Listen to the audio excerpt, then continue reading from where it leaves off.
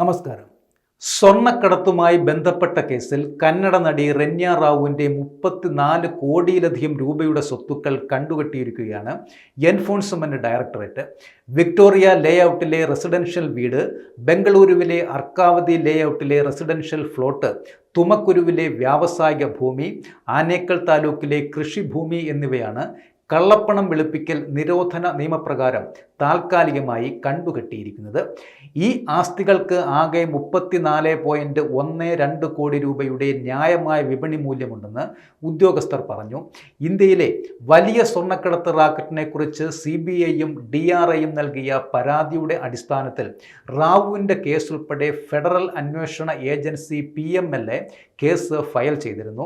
March 3-ന് ദുബായിൽ നിന്നും ബംഗളൂരുവിലെ കെമ്പഗൌഡ അന്താരാഷ്ട്ര വിമാനത്താവളത്തിൽ എത്തിയപ്പോഴാണ് ഹർഷവർദ്ധിനി രന്യ എന്ന റാവു അറസ്റ്റിലാകുന്നത്.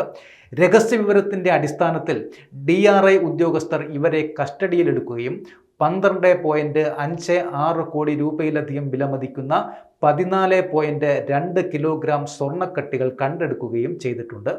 കുറ്റകൃത്യങ്ങളുടെ വരുമാനം സൃഷ്ടിക്കുന്നതിലും കൈവശം വെക്കുന്നതിലും പ്രചരിപ്പിക്കുന്നതിലും നടിയുടെ പങ്കാളിത്തം, എൻവോയ്സുകൾ, കയറ്റുമതി പ്രഖ്യാപനങ്ങൾ, വിദേശ പണമയക്കൽ രേഖകൾ, റെക്കോർഡ് ചെയ്ത ചാറ്റുകൾ എന്നിവ ഉൾപ്പെടെയുള്ള അവരുടെ ഡിജിറ്റൽ സങ്കേതങ്ങൾ എന്നിവ കള്ളക്കടത്ത് സംഘത്തിൽ അവരുടെ സജീവ പങ്ക് സ്ഥാപിച്ചുവെന്ന് ഉദ്യോഗസ്ഥർ പറയുന്നു.